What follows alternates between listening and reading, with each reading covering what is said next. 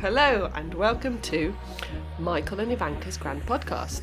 I'm Ivanka Magic. And my name is Michael Forrest. How was your week, Ivanka? I've hosted a party for 3-year-olds. That was some kind of exhausting. How many 3-year-olds? There weren't that many, but there were maybe, 15, but then they all have to come with parents. So you've got the parents and the 3-year-olds. Shit. But we did it. I think we did it. I think people were smiling and laughing. Nick worked out how to do face painting, but which basically, because they're 3-year-olds, they're not really very picky. So he was just doing circles of colour and whiskers. Orange for tigers, white for cats. Brilliant. Food-wise, jelly. Mother made stripy jelly. Okay. In a time-honoured tradition. Auntie Lydia made a cake that was shaped like a flamingo, thus being pink, but not a unicorn or a fairy or anything else pinkish. That wasn't the reason we went to the zoo. You might remember that we went to the zoo recently and mingos were very popular. So we had a flamingo cake. And Mother also made stripy sandwiches to go with the stripy jelly. Right. How's that? They went down a treat with How are they stripy? Like laterally, like along the bread line? Well, she cut them quite little, and then it'd be white bread and brown bread, and then maybe tomato and cucumber. So she had Italian ones, and then she had, whatever. Just so they were different stripy, basically. Sounds fun. So little rectangles of sandwich, and then I did actually pay for an entertainer, and my God, did that woman earn her money? She's the dance teacher from nursery, and my small child thinks she's the most amazingest thing in the whole world. So we paid for her to come to do the party, but then decided not to buy her any presents to go with it. It's all a bit overwhelming when you're 3, I think. Being the centre of attention, so many presents. I've been rationing them because she was just becoming insufferable. I want more back. No, they're all going upstairs. Have some more later. There were just too many. She can't possibly play. So I'm letting them out 1 or 2 at a time. Okay. I'm a horrible mother. No, I think it's good to get this present impulse under control. Wow. And then, so we did that. That was big. And then it's been my last week at Brighton and Hove Council contracting. Big one. They did a very nice thing for my leaving present. There's a crowdfunder going on in Brighton at the moment for Brighton and Hove Food Partnership. They are raising money for a community kitchen, so to help people learn how to cook and stuff like that. And because I keep banging on about it, tweeting about it, they bought me a cookery lesson that's part of the crowdfunder thing. That's a nice present. Cookery. Excellent. With one of Brighton's fancy chefs. Is it someone you already know through the restaurants? I don't know which Brighton one they thing? bought me. But okay. So they'll be like you again. Oh, not you. Not you again. Or maybe it'll be like, right, let's make it extra special. We'll get that ranking. And then, that was big. But you know how you finish a big project or a big contract? Yeah. Well, maybe this doesn't happen to you, but what happens to me is that I then get quite overwhelmingly tired for a bit. Because I sort of have to, move on. Yeah, you sort of save it up and then you get sick for a bit and you kind of get tired for a bit. Yeah. And then you're ready. But yes, that's basically been my week. So been a good week, I'd say. What are your plans for, Well, I was supposed to be coming up to London to visit you today. Oh, yeah. Unfortunately, it's been snowing. And all the trains. I just don't want to engage with the train situation on a day like today. Yeah, it's probably not worth it, is it? No. Everything's built for the British attitude. It probably won't rain. Probably won't get too cold. So we'll just, not make it so that it can get cold. So, To be fair, it's very rarely this cold. I just believe you should be constructing these things for the actual extremes rather than just like, I probably won't get that cold. And that's a true. shit attitude. It's just the same as, I probably won't get that hot. It will get hot. It'll get very hot for a bit. So build it for that, not for like normal ranges. Build it for the extremes, and then we won't have any bloody problems. Makes me mad. Does it make you mad? One of my friends put on Facebook yesterday something about, I wish the schools didn't close. Why don't it did some like old man rant. So, and all his friends are like, but be like this and be like that. And I just put, you sound well old. Just sounded like somebody's dad, which I suppose You're saying I is. sound like someone's dad? Yeah, that's what reminded me. It's like Michael ranting about transport. I have been having this rant from a young age, so there. Get old before your time. Maybe. But, we're going to have to be preparing for this kind of things with climate change coming. Well, I mean, if you're trying to tell me there's global warming, Ivanka, minus 12. Well, feels like minus 12. Minus 5 degrees feels like minus 12. Come on. Global warming. I just think I'm stupid.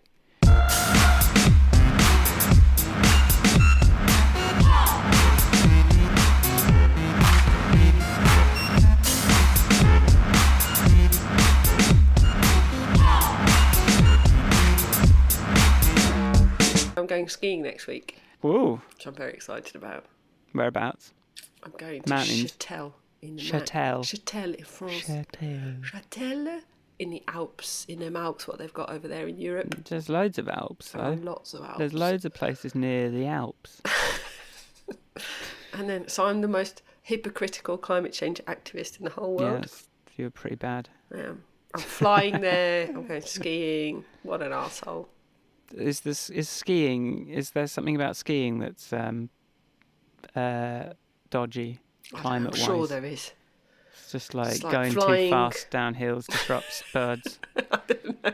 Maybe, but it's probably all the energy burned with supporting the ski, like, I don't know, getting chairlifts and piste bashers and I don't know.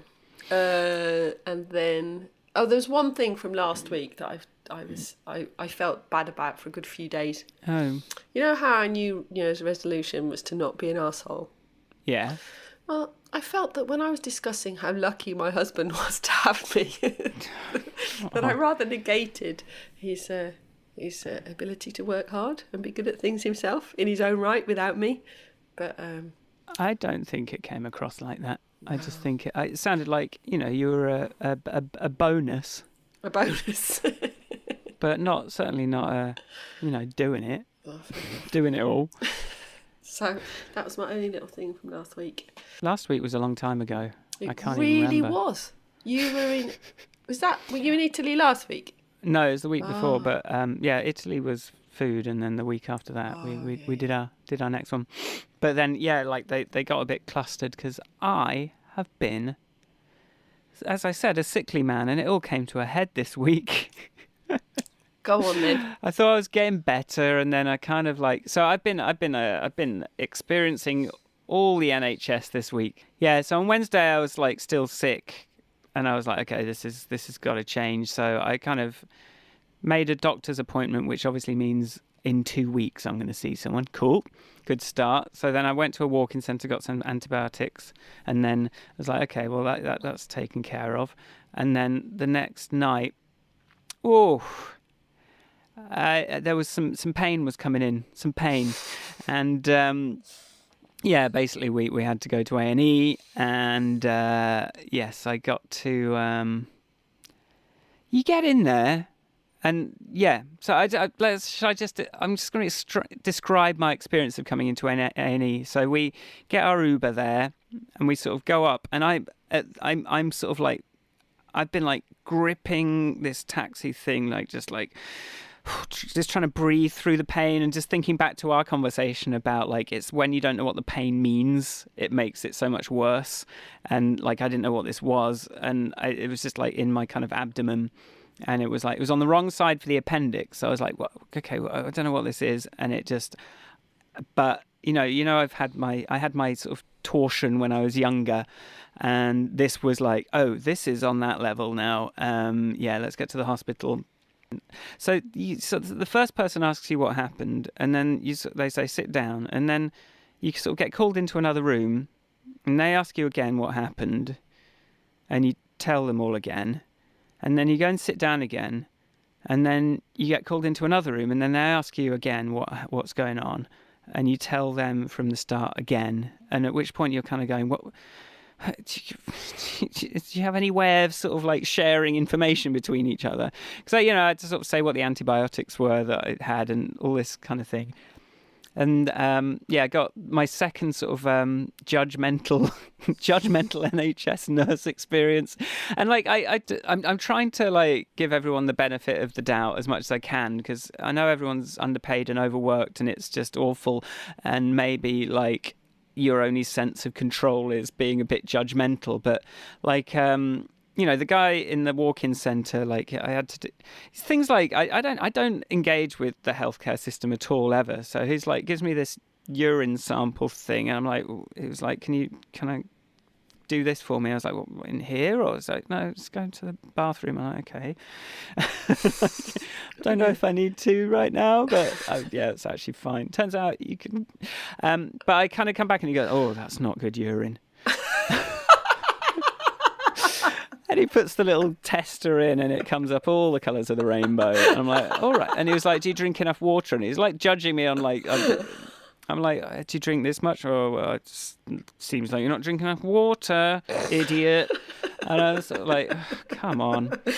But I think maybe I don't drink quite enough. I don't always drink when I'm thirsty, so that's the problem there, isn't it?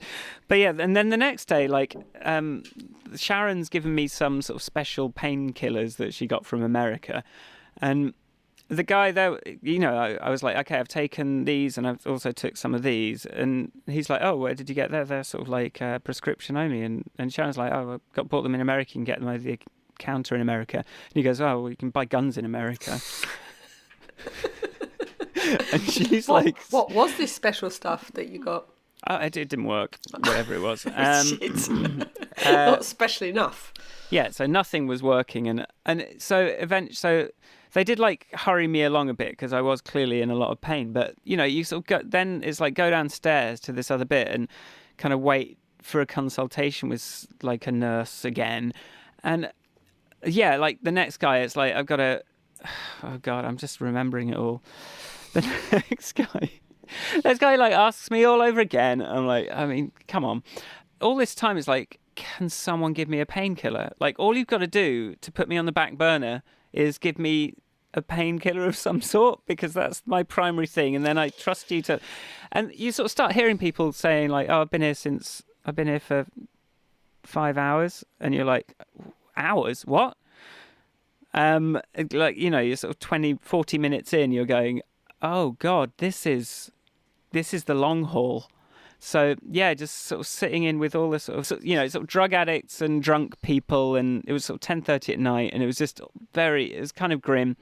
But yeah, eventually, like, and I talked to my sister about it, who's sort of a nurse, like doing NHS stuff now, and she said, oh well, yeah, the remit is that they have to give you painkiller within an hour. I'm like, an hour?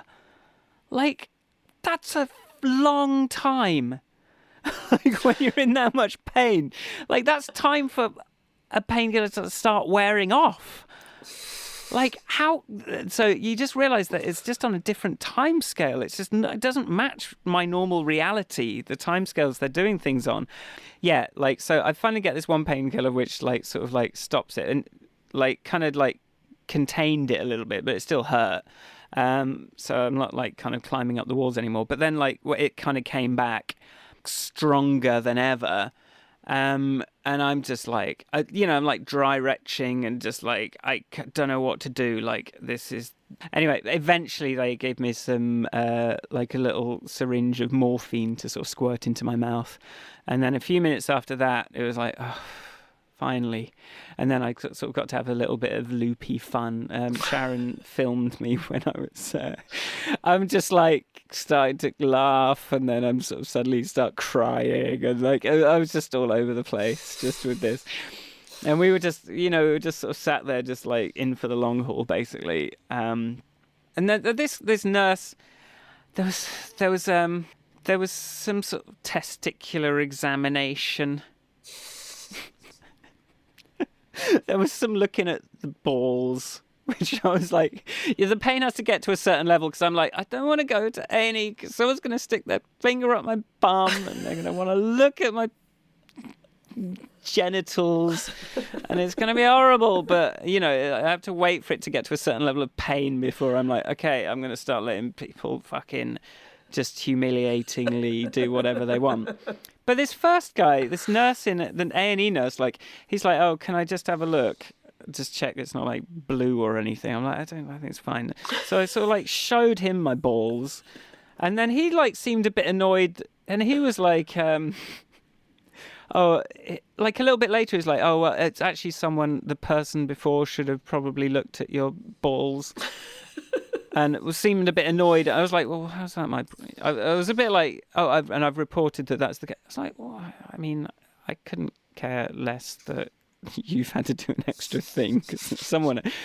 But then, like, finally we see the real doctor, who's like, it seems more like interested in nitpicking any minor mishearings that I've had along the way. Like, oh, I thought it was like a UTI, whatever. It's like, well, it would be a strange thing for a man to have.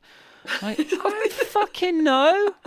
You're the doctor. Don't be a dick about everything. But then he's like, oh, and I'm going to have to examine your testicle. I'm going to examine you again. And we'll bring in and he was like, well, I said, yeah, the other guy had a look. And he was like, really? Well, that's very unusual. That shouldn't have. I'm like, what the fuck is going on here? Like, at least. Like, really? You let someone look at your balls? Like, what the fuck? Like, I'm doing what people tell me. I'm in pain. Well, I was hours ago. And now I'm just loopy on morphine. I don't know what's going on. I can't remember the name of the antibiotic that I've told 5 people already what it is, but it's with Sharon and she's in the other room now. It's not in my pocket. No, I can't remember the name of the walk-in centre I went to. Not that you would have the records from there, because you don't seem to even have the notes from the guy before you. You're asking me everything from scratch to remember it, and then you're being shocked that someone looked at my balls, but you want to do it now. But you got to bring someone in. Like, you got to bring this guy in again so that you can do this. Like, can you expose yourself? And then it's like, oh no, but cover yourself up. What the fuck do you want from me? Like, oh, we're just going to move this thing aside. We'll just look on that. Does that hurt? No, it's fine.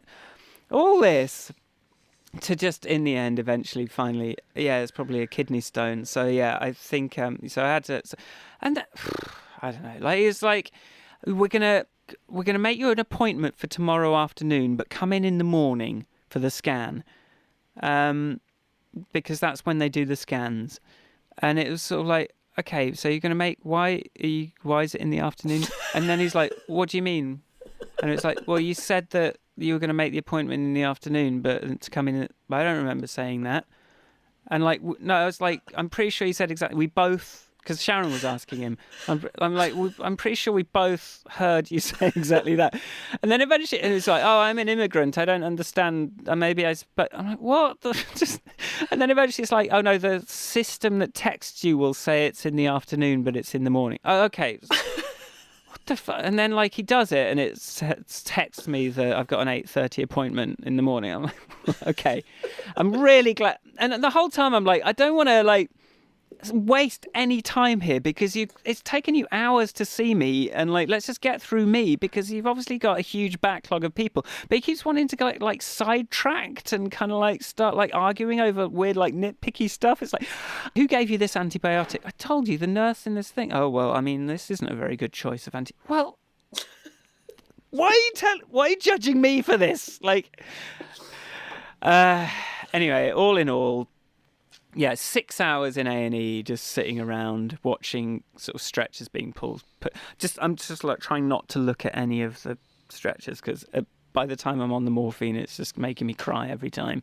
And then I had to we got like 2 hours sleep, had to come in the next day. And then it was kind of the whole thing again of the scan was quite quick actually, but then and there was actually a human being. You get this thing like everyone there, it sort of seems like they're sort of running a simulation of an empathic person. You're not sort of speaking to the person, you're sort of talking to their simulation. And I'm sure it's just because they're completely overworked and they have to kind of put some distance between themselves and the thing. But you've got this sort of like weird, like a person doing a simulation of a person is always who you're talking to. Or just someone being horrible to you. That's the other one. Like half the time it's just someone being horrible, just outright horrible to you, or like super judgmental. And then the other half it's like, I'm empathetic, but I'm actually dead inside. The trouble is, like, they're on this in their own reality of, like, time just stands still for hours on end and nothing happens. And you're just like, okay. But the trouble is, like, that's not compatible with the time scale on which painkillers wear off, or with someone's got a babysitter, or someone's got a job to get to, or, people, and there's loads of people. And, like, the stress is just, like, everyone's... It's sort of through the roof, but like this thing's just running on this weird timescale, and obviously the people are overworked, but also there's no technology whatsoever. Like it's kind of incredible. Like and also I think there's a little bit of like doctors being like I'm sort of comparing it to programmers a little bit because that's my understanding of a profession. Is like, oh well, I wouldn't do it that way. So it's not really trusting someone else's way of doing something. Mm. So, like, just wanting to ask you all the questions again, which to some extent I get, okay, they want to get the information, but it's when they're not even got notes for what the medication that I've told them is. It's like, well, come on, you can do that much. But anyway, so the next morning it was like, okay, it's going to be an hour, maybe 2 for the results. And so I sort of, like, at 2 hours, someone comes out and tells me, oh, well, actually, we don't know how long it will be till the results come in now. It's like, okay, well, thanks for... I just want you to set my expectations to something real. But yeah, like 2 or 3 hours after that, I finally, I'm just hanging around this. Luckily, I've got my laptop so I can work. Eventually, I kind of like get, sort of sit in the room. And finally, you have this like relaxed 10, 15 minutes with a doctor who has got your results and can talk to you and answer questions and things. But yeah, basically, he told me I'd had the worst possible pain, worse than childbirth, as it seems to be the reference point. I'll tell you, it was worse than testicular torsion. Are you doing that's what is this thing? What thing? Well, a man couldn't possibly understand the worst pain, the pain of childbirth. Women get kidney stones. So women can compare kidney stones to childbirth. I find my back pain worse than having had a child. I actually think childbirth probably doesn't hurt that much from the sound of it. No. Like, especially I couldn't resist 2 men sitting in a room using childbirth as a reference point for pain. I think it's quite an obvious little thing to go. Well, it wasn't me. I didn't say it. You repeated it. I understand that having a kidney stone hurts. Get on with your story. But you can say this because if a woman can have a kidney stone and a child, they can compare the two. Yes. So it doesn't seem that much of a stretch. It's not like, oh yeah, you look like you're probably in less pain than when I had a kidney stone. It's like, it wasn't like mansplaining it. It was just saying a thing. But I'm going to stop saying it because this happened earlier as well. It's like, worse than child. What would you know, idiot? No. I'm taking the word of some women. That's what I'm doing here. What happened earlier? Did you tell somebody else the same thing? I said at the gym. I went to the gym earlier, for better or worse. And yeah, I sort of had to mention the thing, and I said the thing. But yeah, anyway, it's the worst pain, and also apparently I had the worst possible experience of the NHS as well. So cool. In terms of waiting and uncertainty. So I had a fun time. Also, I dropped my phone and it's all cracked.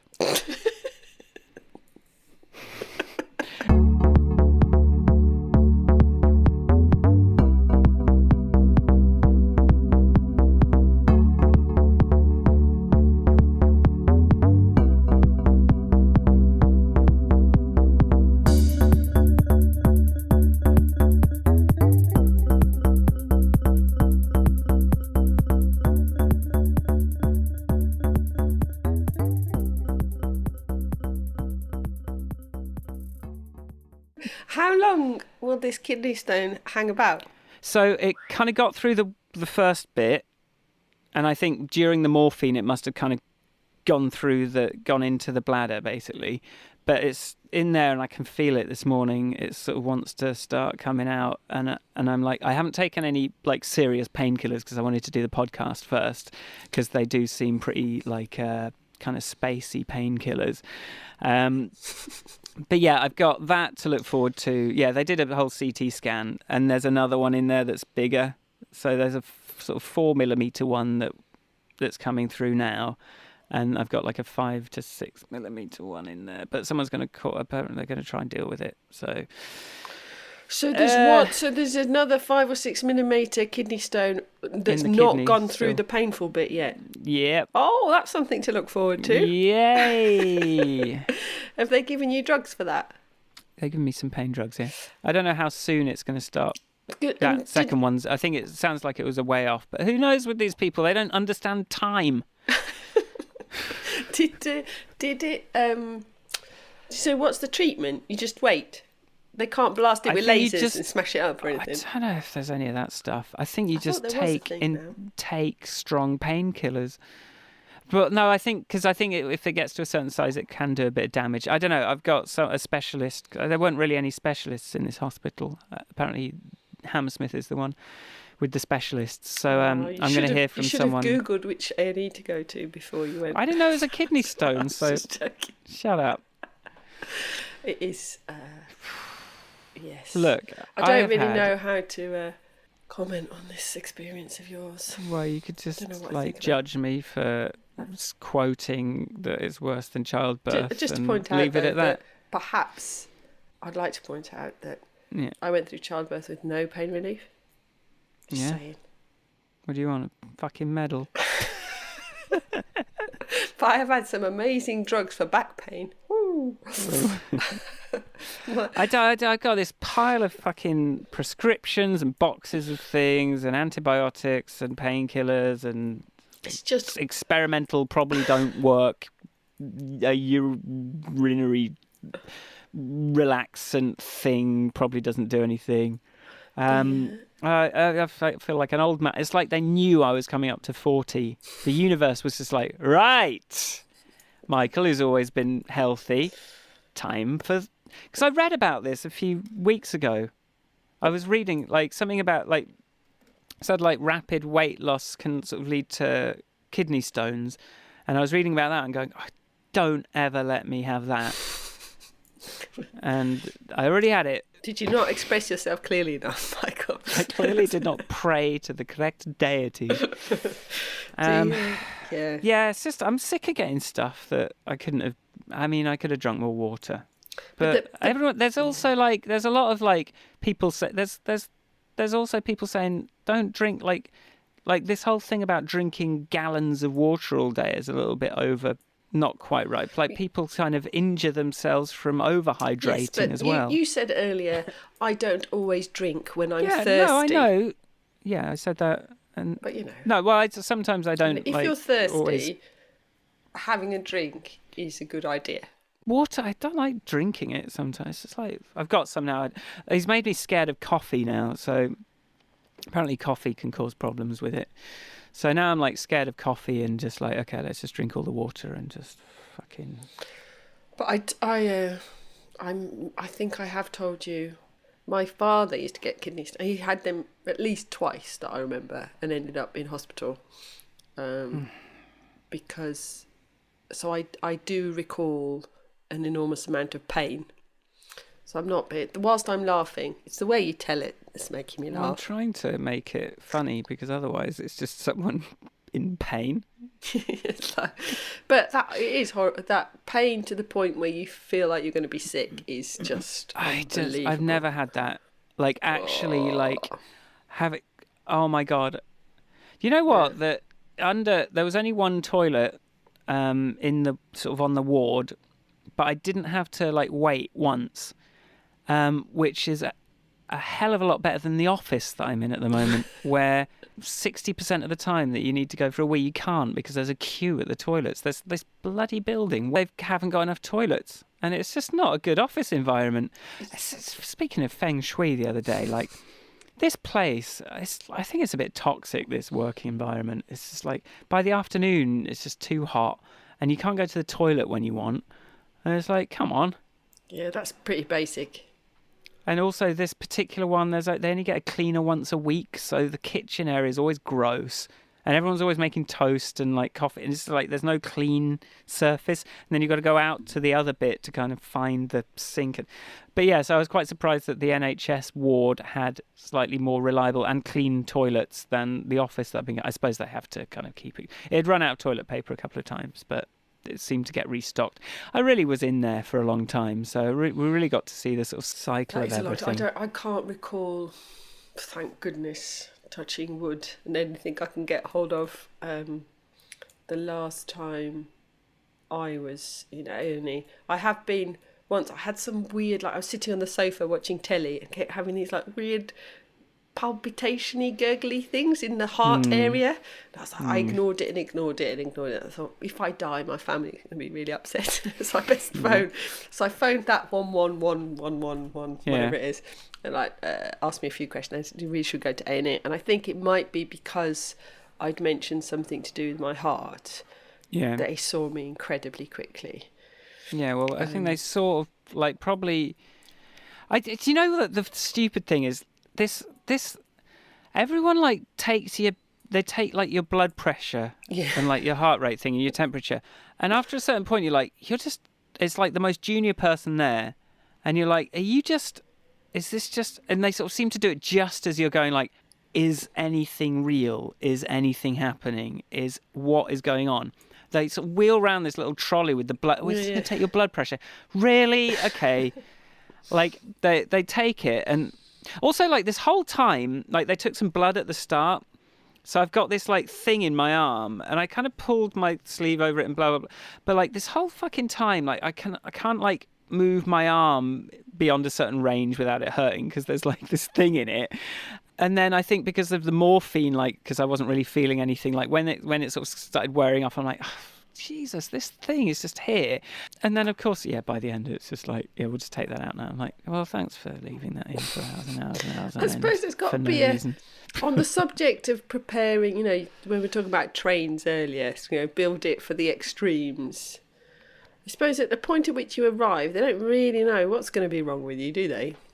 So no. Leaving one of those things in your arm so they can take more blood or... It's fine. I get it. Like, I don't understand. It was just like...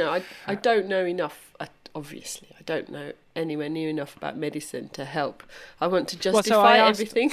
No. I asked my sister about it. No, well, not the arm thing, but I mean, that kind of makes sense. They don't want to have to keep finding a new hole, but a new vein. But I asked her about the blood pressure thing. I was like, is that just bullshit? Is that just like something that they get someone to do? But then she goes, oh, it's actually really useful. Like we can sort of monitor heart rates, and then they bump you up if you're kind of going off the. I was like, that was almost makes me more angry that you're using it to prioritize me. Like, who's about to absolutely lose it? Okay, we'll treat them. Like, what sort of system? Like, how broken does something have to be that, like, they haven't got any bandwidth? They have to literally, like, prioritize you by, are you about to die before they even do anything? Like, and I'm saying, like, I'm trying to imagine, like, a not utopian, but maybe functional NHS that has enough people and has, some technology, that actually can communicate basic information between individuals using it. But like it's literally like they're just trying not to let people die is that's too low of a bar. But that is the reality of. Right, that's the same. That's true of social care and the NHS at the moment. It is about. It has been so driven down that the bar is keeping people alive, not or preventing them from dying, rather than, and that's just. I mean, in an accident and emergency situation, being close to death seems like a pretty obvious way of prioritising people. Closeness to death. You know, it's like they But cannot people possibly. that are close to death are still waiting hours. Are you sure? I don't don't believe know. that's true. I think, like, you know, what I was saying about going in with some weird. Apparently, there's a thing where one of your heart valves can release the blood a bit too early for the second one to pick it up, so you get this like weird gurgly thing. And that was what was happening to me. And it was but it passed. It wasn't a thing. But you know, when I'd gone in presenting with something that was felt weird in terms of not being able to quite catch my breath, they saw me instantly. But Well, this was my expectations had been confused the day before, because actually when I went to the walk-in centre, I didn't even have to wait. I didn't even have time to get my laptop out. I was like, okay, I guess it can happen. But it's just like so distorted now. And like I'm saying, I want to make an appointment. I've got to wait 2 weeks to see a doctor, my doctor. Like, I don't know, I've met him a couple of times. I'm just, like, trying to hopefully find some consistency. Like, you kind of want one person that knows you a bit, that can actually start to use their intelligence on it, rather than just a sequence of random people that you try and tell the same information to. I don't bloody understand. I don't know the words. I don't know the thing. I just know it hurts. It's terrifying. I mean, you don't know. And then, like, that whole thing about them handing you a sample bottle and telling you to fill it. It's like, you know, you do the first time anything like that you experience it, and it just makes you feel stupid on top of feeling ill. it's like I don't understand. What do you want me to do?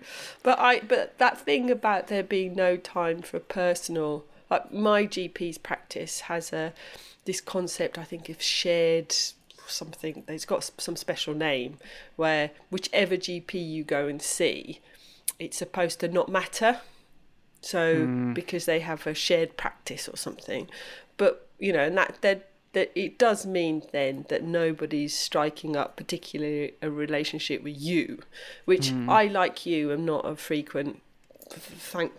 Touch wood, I'm not a frequent visitor. Can change overnight. Yeah, I know. But you know, the whole having a child thing. What was on the subject of people not knowing you. So you see a midwife all the way through for regular check. In Brighton, it's midwife-led care. So you see a midwife on a regular basis. That person has a sense of you and who you are, and because you're seeing her consistently throughout. And then you go into hospital, and because I was 40, I think you get classed as a geriatric mother or something, which is always a nice label to have applied to you. But I went in and I had preeclampsia. Preeclampsia is one of those things that, if left unchecked, could result in the death of mother and child. I luckily got it very close to the end, and my midwife, because she did know me and had my charts, she sent me in before she suspected it and sent me in, and it got confirmed. But then the midwives that were on duty were making generic judgments on my behaviour. So I was going, I think this baby's really close. And they were like, no, you're an older mother, first-time mother. No, you've got ages. And I was like, no, I think this child is coming. They were like, no, you've got ages. And then they said to Nick, is she still talking? And he said, yes. They were like, well, she's got ages. And I was like, do you know me? You know, I think I made a joke like moments before the child came out, you know. So making their assessment based on a generic 40-year-old mother instead of me was, in our case, I almost had her in a bathroom in the hospital because they deprioritised me on the ground, you know. So, but I didn't, and it was all okay. But only because in the end I was like, I got a bit getting in. And there is a lot of that, like, you can either, your heart can be going, or you can just start really threatening people, and like that seemed to be another way to get some, like, I actually did, like, I thought, like, this guy's gonna just forget about me unless I actually, like, we were sat in like the back waiting room, and I was like, I actually want to try and get out into the hall seats so that he has to walk past me every so often, like, and can go, oh, do you need something, have you got that, I was holding this fucking urine sample in the hospital for an hour and a half, I swear. It'd gone cold by the time I handed it over. Oh dear. Well, But I was going to say, because I'd seen Stephen Fry's video about his sort of like close call with cancer recently, and him talking about, his doctor, like he'd ran some tests, and his doctor was like, "Oh, I'm not sure I like the look of this," and then that led to having another test, and then finding out that there was this thing, and then leading to treatment. And Stephen, at the end he says yes, it was a private, it was a private doctor, but he does lots of stuff on the NHS, and I was thinking, but I want a doctor that's my doctor kind of thing. I'm reaching an age where I kind of feel like I want a doctor that's my doctor that can kind of start to get to know me and kind of say, oh, just knows what I'm like. But I'm really, especially with, talking to you and doing this podcast, like, I can't give up on the NHS. We need to make this NHS work. Yeah. But it's become distorted to just, it's like, architecturally, it's just, as a system, it's become so convoluted and distorted from what it should be, really. Like from like a good health, I don't know, Norway or wherever where they have it and it's all good. Like, because the normal channels don't work anymore. Just making an appointment to see a doctor doesn't work because you have to wait so long. They then have to bring in all these extra layers of like, it's like hacks on hacks on hacks on hacks now. Yeah. And it just means it's just so kind of convoluted and broken that this is it's awakened a passion in me that wasn't there really before, and especially talking about like you've got to plan for you've got to behave as though things are going to go badly rather than as though everything's always going to be okay. Yeah. I don't know if there's anything any of us can really do, but this is now a very important issue because also like A&E, there is no private, like there isn't an alternative to that. And no. if that's completely fucking, like, if that barely functions, you just... Well, there are these tricky things of, too many people going to A&E with things that their GP should be able to sort out, but that's because they can't get an appointment to the GP, so then they try and do walk-in centre, blah, blah, and it's just like this knock-on. So, and I think if I hadn't put off going to a doctor for so long because I knew it would be such a ball ache and I'm busy, like, I've got stuff to do, it's like, well, if it can sort itself out. But, it just means that everything gets made worse because of that initial, so you've got to wait for it to become an emergency before anyone will even sort of look at it. Okay, cool, you're in the worst pain you've ever been in. Also, apparently that it's possible to be in for a few hours. Okay, cool, well, we might be able to see you at some point, but we don't know when. We're going to keep telling you it's going to be a few minutes, and then it's going to be a few hours. I'm just glad I don't have to go to the doctors all the time. I'm just glad I don't have any of these kind of... but I don't know what the answer is. I don't know whether... I remember reading a consultation that they'd done on the NHS. There's something, and I remember sitting on the train reading it, and I cannot remember the context, but I just thought the whole... it was all... The onus of responsibility was all on improving... efficient. I just thought I remember replying with, what about flipping this doesn't feel creative enough, the solutions you're looking at. They're all about, what about helping people understand what needs a GP. I know they're doing this, but I don't know if they're doing it well enough. Like, you could create, instead of having all these league tables of who's got the shittest hospital, have the league table of who's got the best informed citizens who are best at do you know what I mean? I'm not, Well, it was very clear, like, that 90% of the people in A&E had just done it to themselves.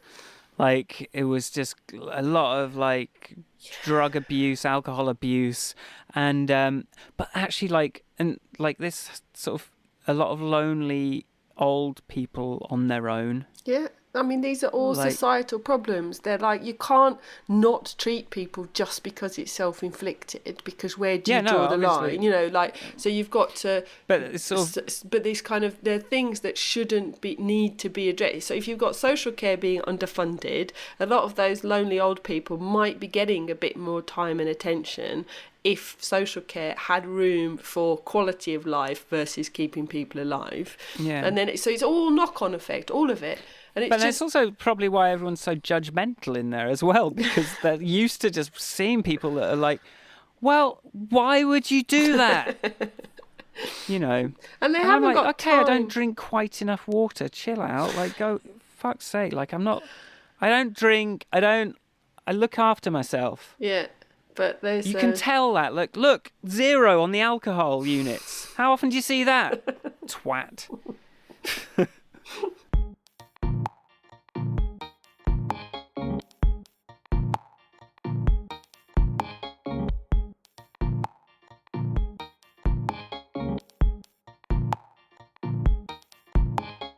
I remember talking to someone we used to work with. His sister was studying in America. Was studying something like I don't know, healthcare policy. And I met up with her for coffee when we were hung out with her in Buenos Aires when we were there. When I was in Buenos Aires, I always sort of caveat conversations about the NHS with a kind of like, well, you know, I'm sure it could be more efficient. Anything at that level could be. And she was like, no, hang on a minute. This is what I study at university. The NHS is actually one of the most efficient, because it's really hard to be sort of, I mean, okay, this was a few years ago and I'm sure things have deteriorated since, but it's like this whole, given what they're trying to do, which is to provide free healthcare for the whole country, given the size of it, given everything, you know, that there is a limit to how efficient it can become, because you don't know who's going to walk into A&E of an evening, and you can't have a specialist in everything in every hospital, you know. So I think it must be a very difficult thing to predict, to resource for, all those kind of things, because you've got humans at the other end. Those humans. We need some sort of like omniscient AI that can like look after most people. I'm not sure that'll help the loneliness. Well, if the AI sort of like passes the Turing test and is nice to you, Or cuddle, you know, might just need someone to give you a cuddle. So then you just have people to come in and do the cuddling. I don't know.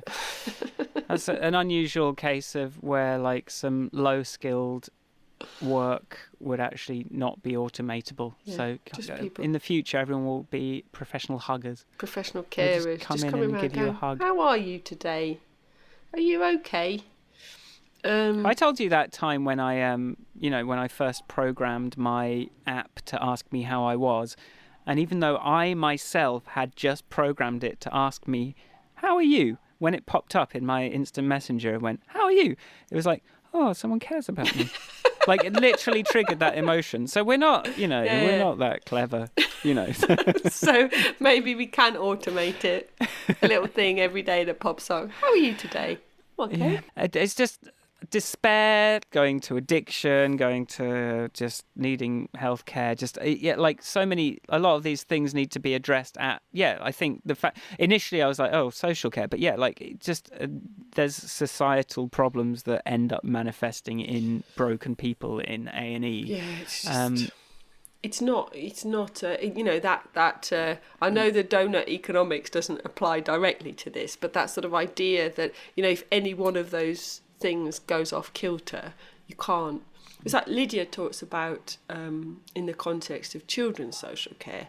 So it's like, we all find stories like the baby P story, enormous tragedy, but for every one of those, there are thousands of baby Ps that survive.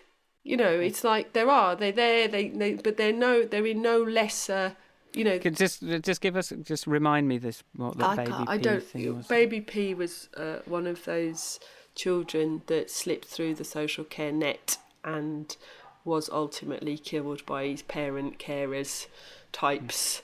And it was one of those stories where is the social care sort of, or various departments sort of knew, but nobody no action wasn't taken for whatever reasons. I don't know. I have not internalised the details of that case, but this idea that, he, thank God, is on the extreme, but all these kids that are just surviving really difficult lives, they still get through, but they're not, they've not been killed, but they're not set up for life.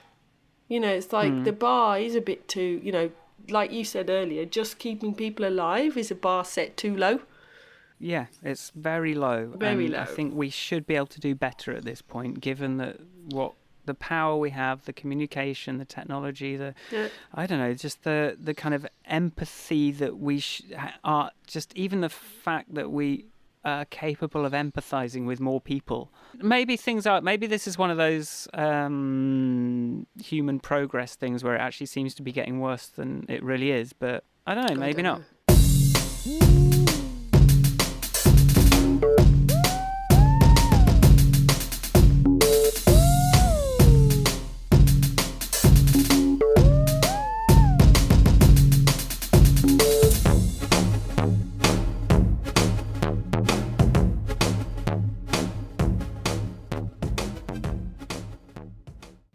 So, what are we talking about this week, Ivanka?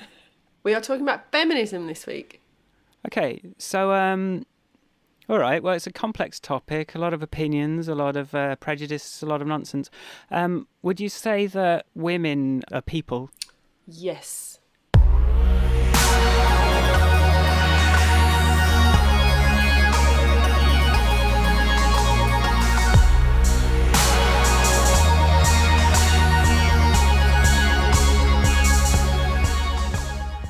Thank you for listening. If you like the podcast, you can find us at grandpodcast.com. You can find us on Twitter at podcastgrand, and you can email us hello@grandpodcast.com. You can find me, Ivanka Magic. I'm at Ivanka on Twitter, or ivanka.blog on the internet.